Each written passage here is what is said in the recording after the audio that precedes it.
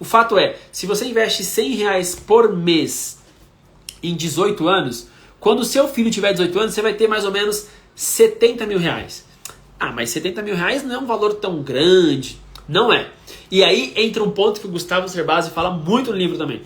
Quando você tem um filho, você passa a ter uma pessoa que você é responsável por ela. Qual que é o seu dever como pai, além de educar, fazer 1 milhão de outras coisas também, né? É você também ensinar sobre educação financeira para o seu filho. Ele como criança e principalmente ele como adolescente.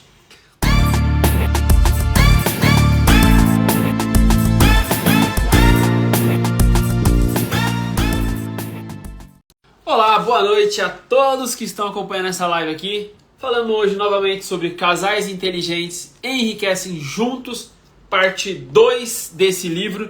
Como eu comentei inicialmente, a ideia é resumir o livro em 3 partes. O próprio livro, na verdade, ele divide em 3 partes, né? Ele divide praticamente 10 capítulos aí em 3 partes diferentes. Semana passada eu falei sobre a parte 1, que falava muito sobre o perfil de cada pessoa, se é uma pessoa gastadora, se é uma pessoa poupadora, se é uma pessoa investidora, qual que era o perfil de cada pessoa. E é interessante, né, que nessa parte 1 ele faz meio que um match, né? Como é que seria um relacionamento de uma pessoa que é poupadora com uma pessoa que é investidora, uma pessoa, por exemplo, gastadora com uma pessoa que é poupadora. Então o livro fez várias coisas. Hoje, inclusive, eu deixei até um quizinho, né? Um quiz que o livro realmente coloca, de 10 perguntas ali, para que a ideia qual que é? É a galera fazer o quiz em casal mesmo e ver como é que tá as finanças da casa, como é que tá, qual que é o caminho que tá chegando, né? Será que, da maneira que eu tô fazendo hoje, eu vou conseguir chegar onde eu quero? Então o livro dá muito bem esse norte. Eu fiz lá o quiz com a galera, quem me respondeu eu já mandei o resultado para cada um.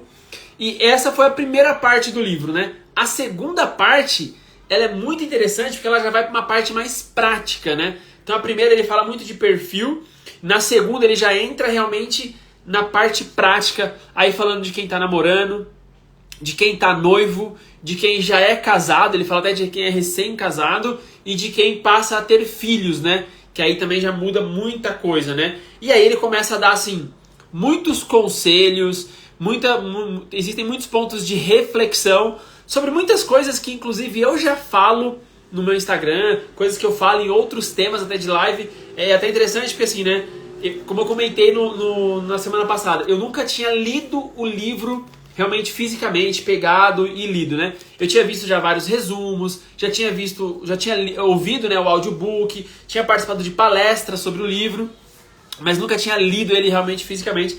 Mas é interessante que muita coisa que eu fui lendo comprova tudo que eu já conhecia do autor, né, do Gustavo Cerbasi, e também de outras palestras que eu fui assistindo, treinamentos que eu fui participando, né? Então vamos lá. Ele começa falando sobre realmente como que deve ser as finanças no namoro e no noivado. E aqui é muito interessante, né? Porque o que acontece? Quando a gente começa ali um relacionamento, a pessoa tá namorando, tá no noivado, é um ponto em que o foco da pessoa é a outra pessoa, né? Então, se a mulher começou a namorar, o foco dela é agradar o namorado. Se o cara começou a namorar com a mulher, é agradar a namorada. Então, nesse começo, tem muito essa questão do jogo da conquista. E isso envolve também a parte financeira, né? E aí, ele comenta muito interessante, né? Que ele fala assim, é muito legal quando a gente percebe um casal novo ainda, eles se preocupam sempre com todas as datas, querem dar os melhores presentes, e aqui ele já coloca um alerta, né? O Gustavo Cerbasi, que é o autor do livro, hoje um dos maiores nomes de finanças pessoais do país, ele é um cara muito econômico, né? Então, ele dá muitas dicas, até assim, para quem quer realmente economizar nos mínimos detalhes, economizar assim no mínimo do mínimo.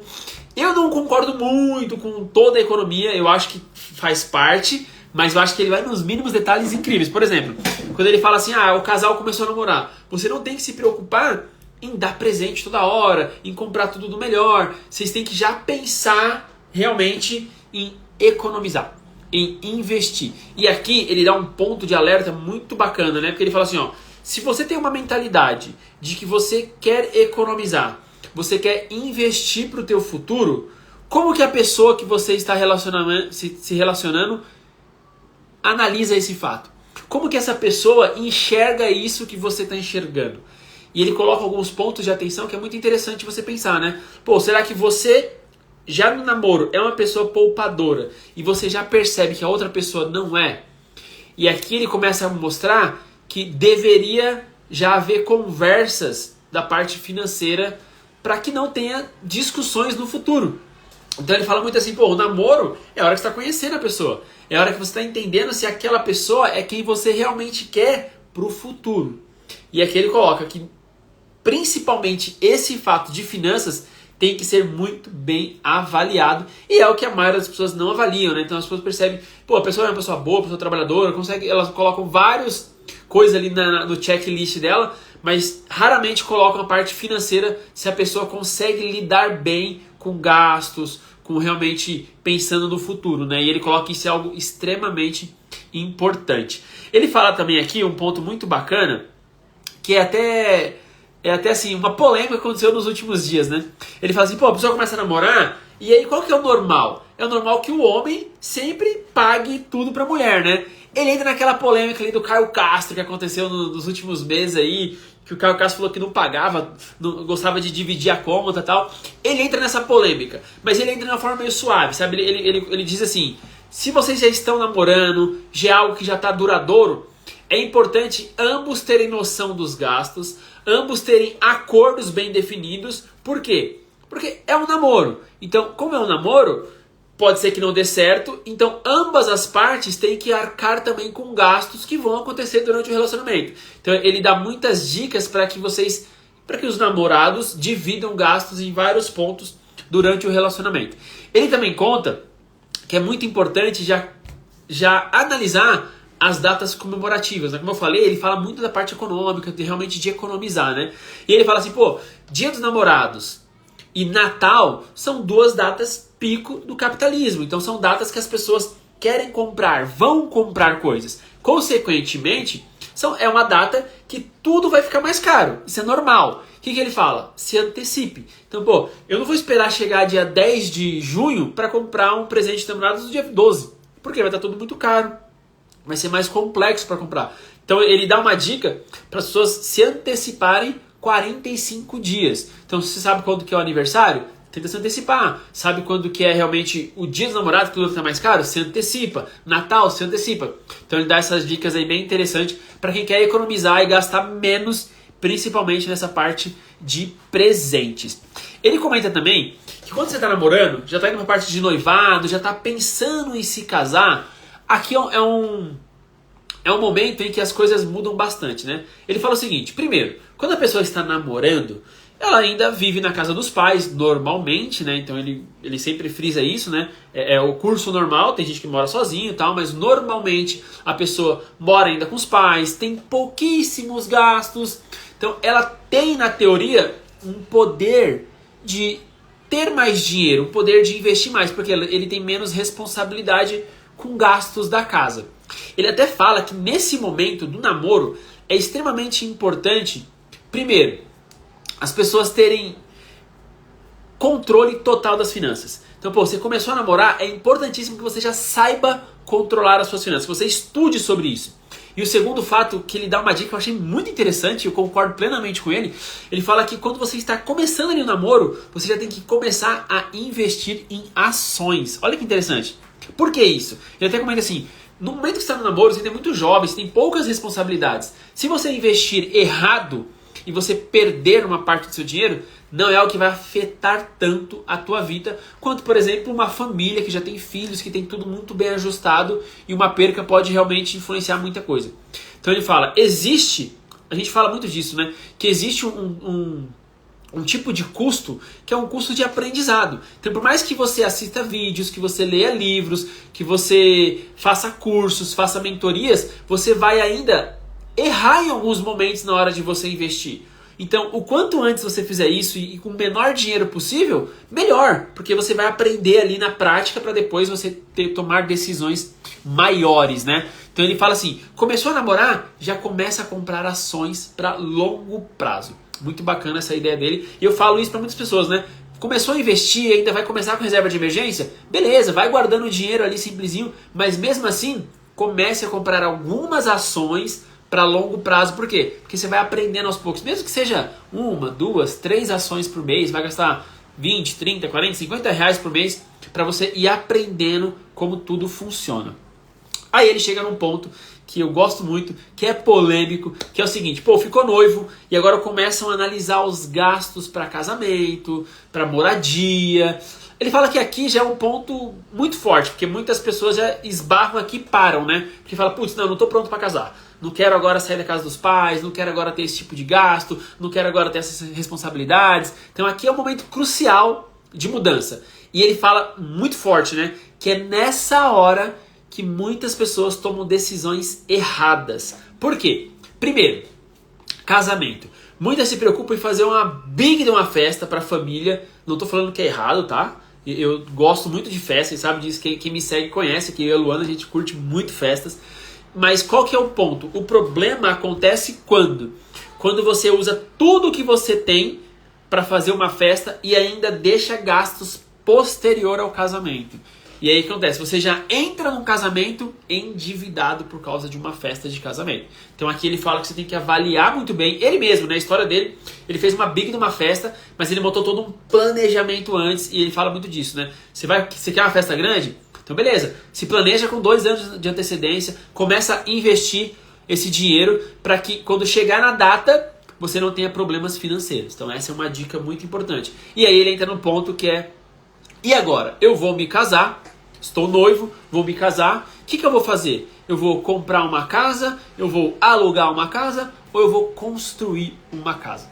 Aí ele mostra vários cálculos que eu já fiz vídeos aqui no meu Instagram, fiz vídeos no meu YouTube falando sobre, e ele prova por A mais B, assim como outros educadores financeiros também provam, que alugar uma casa, principalmente no começo de um relacionamento, é muito mais vantajoso do que comprar uma casa. Por quê? Se você vai alugar uma casa, são teoricamente pessoas que acabaram de casar, que vão se casar, eles ainda têm custo, ainda têm uma vida inteira pela frente. Pode ser que eles tenham oportunidades de trabalho em outras cidades, em outros estados. Não faz o mínimo sentido você já se endividar para ficar em um local totalmente fixo ali, sendo que você vai perder oportunidades depois. Ou seja, comprar um imóvel logo que você casa, para muitas pessoas parece interessante. A gente ouve pessoas lá atrás, né? Pais, mães, tios, avós, sempre falando, não, casou, tem que ter uma casa. Mas não é assim que funciona na realidade, né? E esse é um grande problema que a maioria dos brasileiros passam, né? Então eles se matam para pegar uma casa, para comprar uma casa, para financiar, e ficam anos endividados. E aqui ele fala dessa mudança até forma abrupta, né? Porque imagina só, você era namorado. Vocês então, cada um tem o seu salário, vocês não têm tantas responsabilidades financeiras, porque moram com os pais e tal, então vocês sobra mais dinheiro para poder sair, para curtir o final de semana, para sair, fazer uma viagem em casal. Então sobra uma grana para isso. Aí quando vocês casam, o que as pessoas fazem? Primeiro, se endividam com o casamento. Aí, virou, estão casados, estão agora morando, e aí compram um imóvel, e aí agora você tem 2 dívidas gigantescas. A do casamento que ficou e a da casa, que é uma dívida muito alta. E aí nesse momento, por você ter dívidas tão grandes, você perde aquela sua grana de lazer que você tinha. E aí o casamento já começa com problemas. Por quê? Porque a grana que vocês tinham para curtir, para se curtirem, para viajar, para fazer várias coisas, ela foi encurtada por decisões erradas financeiramente falando. E aqui ele começa a falar que aqui começa já muitas crises de relacionamento. Então qual que é a dica? Vai casar? Aluga uma casa. Faz um contrato de 1 ano, 2, 3 que seja, e vai construindo aos poucos. Vai investir na sua grana para depois comprar um imóvel já, por exemplo, à vista, ou dando uma entrada muito alta para não ter parcelas muito altas. Eu vou até dar um spoiler aqui. Eu vou fazer um vídeo, porque assim, eu sempre falo batendo nessa parte de comprar imóveis. Você não pode, você tem que investir. Só que eu sei que muitas pessoas já compraram, que estão pagando financiamento, e a verdade é que existem maneiras de você quitar o seu financiamento mais rápido e pagar menos juros. Mas não vou fazer isso agora, né? Porque vai um tempo para falar sobre isso. Vou fazer um vídeo explicando isso detalhadamente depois para quem tiver interesse. Beleza? Então o livro agora ele dá uma virada. Ele agora começa a falar sobre quem já é casado e começa a dar realmente vários conselhos. O primeiro dele já é um conselho taxativo na primeira parte da live, lá na semana passada, eu falei um pouco disso. E ele volta a falar disso. O que é? Ele fala assim, ó. Se você é um casal, ele fala que o ideal é que seja tudo junto. Vocês já juntaram suas coisas para morar junto? Então o ideal é que seja tudo junto. Diego, o que você está querendo dizer? Que a conta corrente seja tudo junto. Que os gastos sejam tudo junto. Eu sei que existem casais que falam assim, não, mas eu ganho meu dinheiro, a outra pessoa ganha o dinheiro dela, eu tenho os meus gastos, a pessoa tem os gastos dela. Eu sei, muitas pessoas fazem dessa forma, só que a verdade é que o melhor não é esse jeito. Diego, mas funciona, então continua. Mas vou te dizer uma coisa, se você conseguir mudar isso, deixar tudo agrupado, sendo tudo uma coisa só, vai ser melhor para vocês. Principalmente a parte de controle financeiro e para a parte de investimentos, beleza? E ele vai falar mais disso agora nessa parte que eu vou passar para vocês aqui, ó. Ele fala um ponto importante. Por exemplo, juntei a grana. Quem que vai controlar isso? O ideal é que os dois sempre olhem, mas tem que ter uma pessoa focada. Quem é essa pessoa? É o homem? É a mulher? Independe de quais seja o sexo, tá? O ideal é que seja a pessoa que tem a maior habilidade para lidar com isso. Então é a pessoa que não vai esquecer os prazos de pagamento, é a pessoa que vai conseguir olhar os extratos, vai conseguir acompanhar tudo certinho para que não haja problemas, beleza? Aqui em casa, na verdade, a gente é dividido, né? A Luana é a que mais economiza, é a que olha extrato, é a que olha essas coisas, e eu sou o que penso mais na parte de investimentos. Então ela acaba controlando mais os gastos e eu acabo controlando mais os investimentos. Aí ele fala aqui, ó, ele fala que existem 5 passos que o casal tem que seguir. Isso é muito bacana. Olha quais são os passos. O primeiro deles, o casal tem que construir sonhos e planos em comum. Então, pô, não faz o mínimo sentido. Imagina, são casados, aí um deles fala assim, não, o meu plano é continuar seguindo aqui na minha área de atuação, porque eu vou conseguir um emprego melhor aqui em São Paulo, por exemplo, vou dar um exemplo. E aí a mulher fala, não, mas o meu sonho, eu quero ir morar nos Estados Unidos. E aí, tipo, são coisas completamente diferentes, né? Um tá planejando aqui e o outro tá planejando lá do outro lado. Então não faz muito sentido. Então ele costuma dizer o seguinte, o ideal é que o casal sonhem juntos e planejem juntos. E aqui, galera, tá um gap muito importante, que quando eu faço uma consultoria financeira com a galera, eu bato muito no pé. Que é o seguinte, quais são os planos? Quais são os sonhos da família, da pessoa em si, né? Porque às vezes a pessoa fala assim, ah, eu quero me aposentar, eu quero viajar, eu quero comprar um imóvel. Então assim, tem como você se organizar para ir cumprindo todos os sonhos ao mesmo tempo. Óbvio que pode ser que um ou outro demore um pouco mais. Então, por exemplo, eu estou falando de me aposentar daqui 30 anos, mas eu quero uma casa daqui 5, quero fazer uma viagem daqui 2. Então tem como fazer tipos de investimentos para daqui 2 anos, 5 anos e 30 anos. Então dá para se ajustar. E ele fala muito disso, que você saiba organizar o seu planejamento para que todo mês você invista uma parte em cada um dos seus sonhos. Por quê? Porque senão o sonho vai acabar ficando de lado e ele não vai acontecer. Mas de novo, é importante que sejam muito próximos os sonhos do casal como um todo para que faça sentido, né? Um outro ponto que ele fala aqui, ó, elaborem e respeitem um planejamento familiar. Isso é assim, é primordial, né? Porque imagina só, vocês se organizaram, fizeram um planejamento e falaram assim, pô, eu vou gastar R$1.000 de alimentação. Aí uma pessoa tá lá controlando certinho, aí a outra vai estar estourando os gastos, comprando um monte de coisa que não faz sentido e acaba estourando. Então, pô, definir um planejamento, sigam todos juntos. Então, os dois têm que fazer a sua parte para que isso dê certo. Um outro ponto, tem que ser disciplinado em relacionamento em relação aos investimentos da família. Então, pô, a gente estipulou que a gente vai investir R$500 por mês. Então, vamos nos organizar para que todo mês invista os R$500. E aqui ele dá um ponto muito interessante, né? Que ele fala o seguinte, o importante é que uma pessoa seja responsável por controlar os gastos. Porém, as duas têm que saber o que acontece. Então tem que haver uma reunião ali a cada, sei lá, 15 dias, uma vez por mês, entre os dois para falar, ó, a gente está muito bem aqui na parte de alimentação, só que a gente gastou muito no iFood.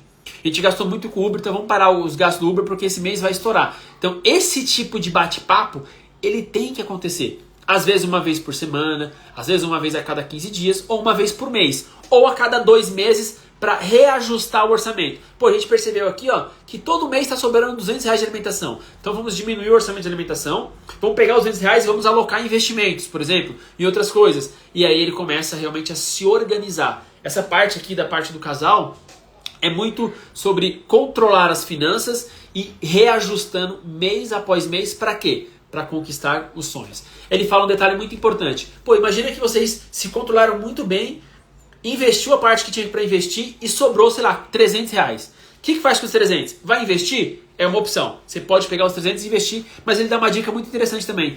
Se sobrou, se bater todas as metas, pô, todos os meus orçamentos deram certinho, sobrou uma grana. Pega essa grana e faz algo pro casal.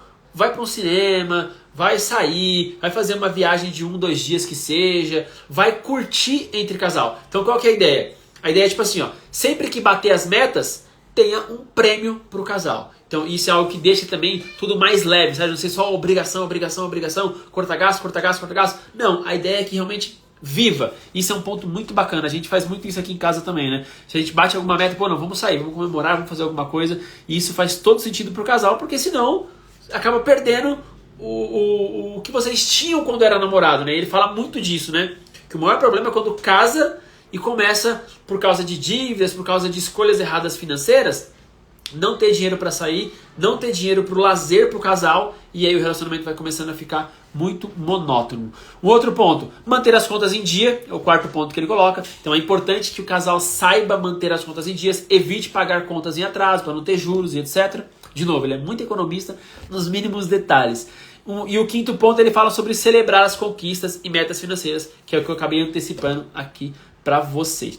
Um ponto que ele fala que é muito importante: qualquer casal consegue se organizar financeiramente. Qualquer casal. E não importa quantas dívidas tem, tá? Qualquer casal realmente consegue se organizar financeiramente. Óbvio, tem que ter uma força de vontade. Então, putz, a gente está aqui atolado em dívidas. Então tem que pegar, olhar quais são as dívidas, olhar a raiz do problema e começar a se organizar, começar a se ajustar.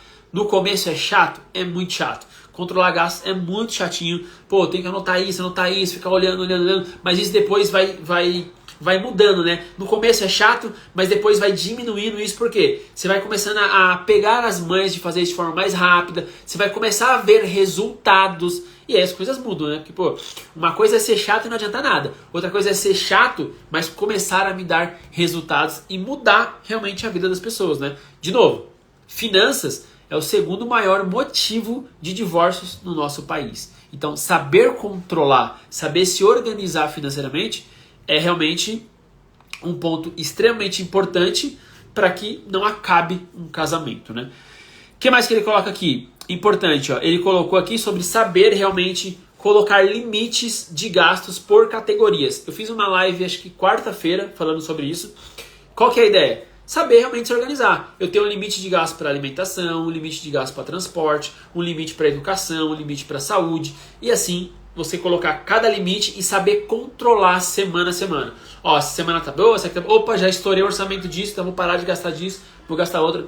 Então ele fala muito sobre a importância de saber se organizar nesse ponto. Aí ele fala sobre um ponto muito bacana, que é uma história, né? Na verdade não é uma história, ele percebeu em várias consultorias, em várias perguntas para ele, que existe uma crise de 7 anos no casamento. Alguém já ouviu falar nessa crise? Se alguém já ouviu falar, comenta aqui no chat aqui da live, sobre a crise de 7 anos no casamento. Eu já tinha ouvido falar, mas eu não sabia o motivo exato. Achei que, pô, deu 7 anos, vai dar crise. Mas ele dá uma justificativa muito interessante do porquê que acontece uma crise de 7 anos no casamento. Ele fala o seguinte: normalmente, quando uma pessoa se casa, ela, pô, se casou, então ela acabou, ela mesma compra muitos móveis. A Luana comenta que já viu, ela já leu o livro, já viu umas partes, né? Então ela comenta que já viu falar também. Você compra móveis novos, você ganha muitos móveis, você ganha eletrodomésticos, ganha coisas realmente ali da casa, né? Copo, talher, pratos, tudo é novo, né? Então, pô, você vai numa casa de um recém-casado, tudo é novo, tudo funciona que é uma beleza, tudo organizadinho, tudo bonito. Conforme vai passando o tempo, as coisas vão quebrando, vão parando de funcionar, os talheres vão sumindo, vai tendo que comprar outro tipo de talher, tudo vai mudando, né? E quando chega nos 7 anos, já é um tempo que muitas coisas já se deteriorizaram, né? Televisão talvez tenha que ter trocado, geladeira. Ó, geladeira. A geladeira minha da Luana aqui, acho que quebrou com 5 anos da gente junto, mais ou menos. 5 para 6 anos ela queimou. Então, a partir dos 5, 6, 7 anos, as coisas começam a quebrar. E aí qual que é o ponto que ele comenta? Se o casal não tem uma reserva de emergência, se o casal está endividado ou ele está no 0 a 0, é um momento que começa a aparecer muitos gastos, seja para arrumar uma coisa, seja para comprar outra, seja para fazer isso, e esses gastos vão piorando a parte financeira do casal. E aí, de novo, finanças gera crise, galera. Se não soubesse planejar, se não soubesse organizar, gera crises gigantescas em um relacionamento. Então ele comenta que nesses 7 anos é realmente a hora que começa a dar muitos problemas, principalmente quando o casal não é organizado financeiramente. Então tá aqui, ó. Você que é casado, extremamente importante, se organize, saiba se organizar. Ah, Diego, mas minha esposa não quer, meu marido não quer. Um dos dois tem que tomar a iniciativa. Tem que realmente ir pra cima, realmente entender como é que funciona, criar ali os limites, mostrar pro outro, ó, o erro tá aqui, ó, a gente tá gastando muito nisso. Vamos se organizar melhor, vamos diminuir isso, vamos diminuir aquilo. De novo, se ajustem.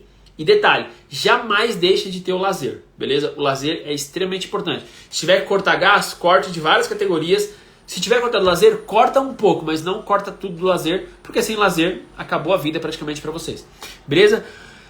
Um outro ponto que ele fala, se você tem dívida, se o casal tem dívida, declare guerra às dívidas. Galera, dívidas, daria aqui ó, uma live inteira sobre dívidas, tá? Detalhe, terça-feira agora no podcast Com Emoção, vou estar lá de novo, vou falar somente sobre dívidas, sobre como quitar dívidas. Por incrível que pareça, existem estratégias para quitar dívidas, para você pagar menos juros, para você pagar valores menores do que realmente a dívida era. Existem maneiras de você fazer isso. Eu vou detalhar bastante isso lá no podcast Com Emoção. Depois eu vou até abrir uma caixinha de pergunta. Quem quiser pode mandar pergunta que eu respondo diretamente lá no podcast de terça-feira. Beleza? Agora ele muda para realmente casais que têm filhos. Então olha só, aqui galera, é um outro ponto assim ó, que dá muitos problemas financeiramente falando. Por quê? Imagina só, um casal tá ali no 0 a 0, tá tipo, pô, todo mês não sobra nada, ou às vezes já está endividado, tá muito difícil manter o relacionamento, e aí aparece um filho. E aí um casal lá engravida e depois nasce um filho. Nessa hora, se o casal, de novo, não estiver bem financeiramente, não estiver com um controle financeiro legal, quando o filho chega, os gastos aumentam demais. Tem gente que fala assim, ah não, mas casa que come 2 bocas come 3. Não é bem assim. Não é assim que funciona. Vocês têm noção de quanto custa uma fralda hoje em dia? Assim, eu costumo dizer que é um dinheiro mal gasto. Por exemplo, o Heitor tem 3 anos e não desfraldou ainda. E aí, ontem mesmo foi um dia que eu tive que comprar fralda pra ele. Comprei lá um pacote da Pampers lá pra ele, paguei R$120 em 60 fraldas, velho. É R$2 cada fralda, é muito caro. Então, a verdade é que essa história, não, onde comem 2, onde come 3, come 4, não, é mentira. Quando uma pessoa a mais entra na família, o orçamento aumenta muito. Aumenta no mercado, porque são coisas novas para comprar. Ah não, mas o bebê nasceu, ele só vai amamentar. Mas tem a fralda. Ah não, mas eu fiz chá de bebê e ganhei tudo. Você gastou no chá de bebê para fazer. Então tem gasto, não adianta. Vai acontecer gasto. Tem gastos com saúde. Se ficar doente, os remédios são caríssimos.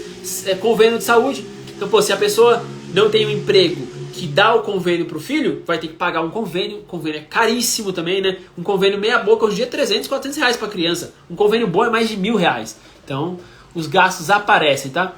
Ó, o Johnny comentou aqui, ó, já me livrei disso. Realmente, é 2 pizzas a mais no mês. Ó, o Johnny tá falando porque o filho dele, o Henry, já desfraudou. Então ele tá bem. Eu tô nessa aí, Johnny. Tô torcendo aqui pro meu desfraudar logo pra economizar essa grana de fralda, porque realmente é uma grana alta. Aí tem outros gastos, por exemplo, gasto com roupas. Então a criança vai ter gasto com roupa, vai ter gasto com festa de aniversário. Galera, são gastos gigantescos que aparecem. Até eu vi um estudo, acho que na semana retrasada, de que dependendo de quanto você ganha, o seu filho pode custar até R$1 milhão do 0 aos 18 anos, né? De todos os gastos que ele vai ter ao longo do tempo inteiro. É um valor absurdo, né?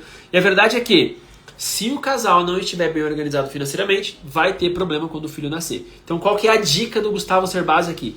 Se planeje por uma gravidez. Então, pô, eu vou ter um filho, então já vou começar a economizar um dinheiro, vou começar a investir um valor para quando ele nascer eu não tenha tantos problemas sobre isso. A verdade é assim, ó, finanças, tudo é organização e planejamento. E é tudo antecipado, sabe? Putz, eu quero ter um carro. Vou financiar? Eu posso financiar. Normalmente assim, o financiar carro, financiar casa, está ligado a você antecipar um sonho. Isso tem um preço. Você vai pagar mais caro por isso. Tem que saber ver se vale a pena. Então, pô, tem pessoas que vale a pena comprar a casa financiada, vale a pena comprar o carro financiado. Você vai pagar mais caro? Você está disposto a isso? Então manda ver, não tem o que fazer.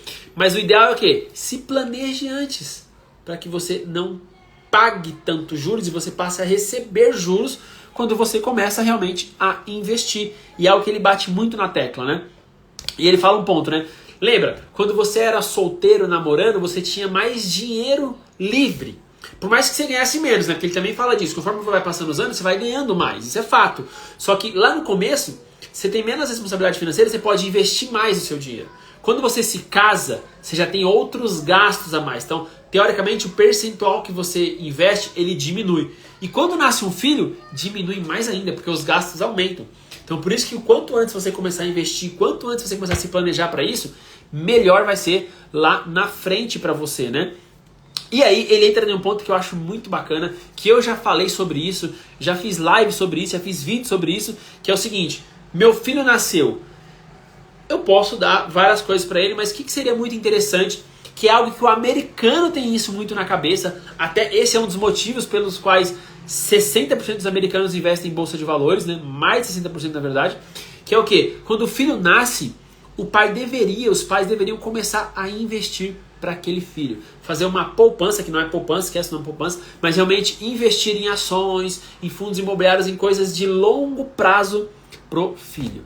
Eu até fiz uma conta numa live que eu fiz, eu acho que eu tenho ela de cabeça aqui, se eu errar depois eu posto nos stories aqui o valor exato. Mas era o seguinte, se você investe R$100 por mês pro seu filho, mais ou menos R$100 por mês, ao longo de 18 anos, então pô, meu filho nasceu, eu vou investir R$100 por mês. Não é um valor muito grande. Ah, Diego, para alguns é difícil? É difícil, mas dá pra conseguir. Pode ser um valor menor, tá? Pode ser 50, pode ser 300 também, se você tem mais dinheiro. Pode ser 500, não importa. O fato é, se você investe R$100 por mês em 18 anos, quando o seu filho tiver 18 anos, você vai ter mais ou menos R$70 mil. Ah, mas R$70 mil não é um valor tão grande. Não é. E aí entra um ponto que o Gustavo Cerbasi fala muito no livro também. Quando você tem um filho, você passa a ter uma pessoa que você é responsável por ela. Qual que é o seu dever como pai, além de educar, fazer 1 milhão de outras coisas também, né?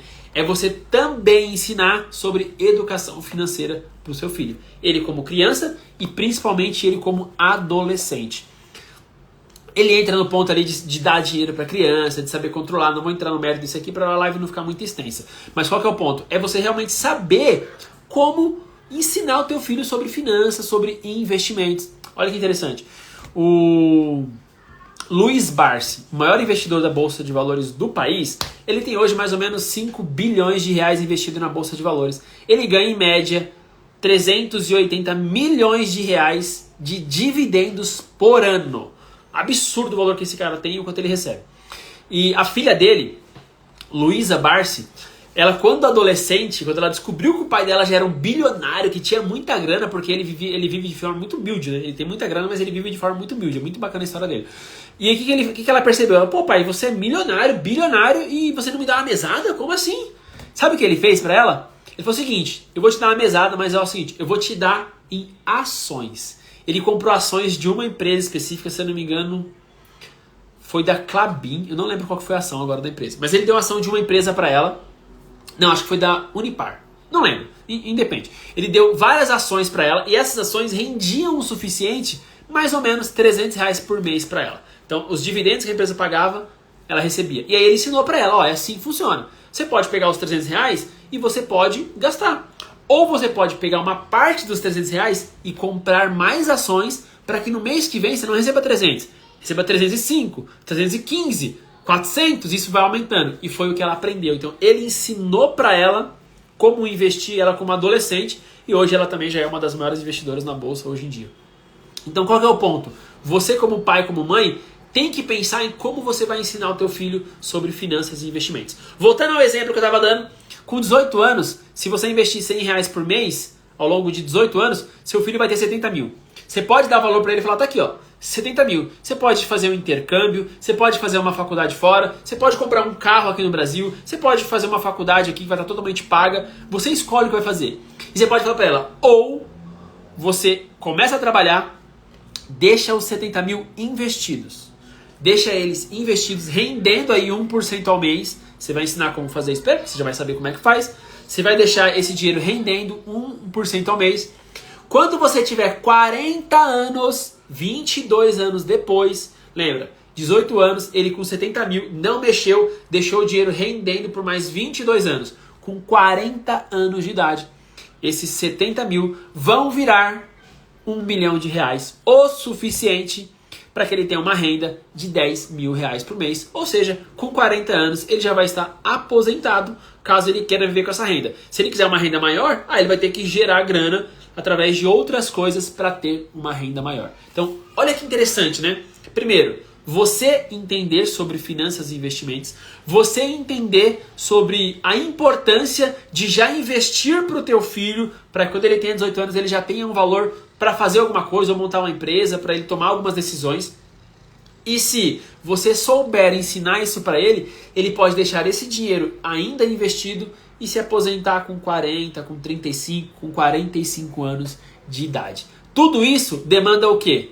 Inteligência financeira. Coisa que o Gustavo Cerbasi fala muito, coisa que eu também falo muito aqui no meu Instagram e também lá no meu YouTube, até no meu TikTok também tenho falado muito sobre isso, beleza? Então, de novo, se eu fosse resumir até a segunda parte do livro, qual seria? Primeiro, se planejar bem para qualquer decisão que você tenha no futuro. Pô, quero comprar uma casa, quero comprar um carro, quero fazer uma viagem. Então, se planeje antecipadamente. Entenda como controlar os gastos para que você gaste sempre menos do que você ganha. Saiba aonde investir essa diferença, quanto que eu vou investir e aonde eu vou investir esse dinheiro. E mais importante do que tudo, saiba ensinar depois o seu filho a fazer a mesma coisa. A verdade é que isso não é ensinado na escola, isso não foi ensinado pelos nossos pais, na grande maioria. Cabe a você aprender, cabe a você entender sobre esse assunto e cabe a você passar adiante, beleza? Se você está aqui na live, já é um grande indício de que você quer aprender um pouco mais sobre esse assunto. Isso é excelente. Aqui você vai aprender bastante. Estou fazendo praticamente 3 lives por semana aqui no Instagram, quarta, quinta e domingo. E terça-feira tem um podcast com a galera do Com Emoção. Se tiver alguma dúvida, pode me mandar depois no meu direct, pode mandar qualquer tipo de pergunta que eu te respondo. Vou abrir também caixinha de pergunta amanhã cedo. Se quiser, pode perguntar lá também. Beleza? Então, esse foi o resumo, segunda parte do livro Casais Inteligentes Enriquecem Junto. No próximo domingo vai ser a terceira parte e é a parte que ele fala sobre um futuro a dois. Aqui ele vai começar a falar sobre aposentadoria, como o casal se planejar para terem uma aposentadoria digna, para que não dependa dos filhos lá na frente, ou de doações, ou de pessoas para ajudar. Ele vai falar sobre vários exemplos realmente de como se organizar para se aposentar, e você vai perceber que você não precisa investir valores absurdos para se aposentar. Você vai perceber que com pouco valor, claro, investindo no lugar correto, da maneira correta, você consegue ter uma boa aposentadoria. Beleza? Então, no próximo domingo, a gente finaliza Casais Inteligentes Enriquecem Junto. Gostou da live? Encaminha aí para algum amigo seu depois. Vou deixar essa live salva. Encaminha para o seu esposo, para sua esposa, seu namorado, sua namorada, seu noivo, sua noiva. Encaminhe para que ele também entenda um pouco sobre o assunto, para que ele aprenda um pouco, porque a verdade é que vai beneficiar vocês como casais, vocês como família. Beleza? Então, tenham todos aí uma boa noite. Tenham também uma excelente semana. E, de novo, boa noite a todos.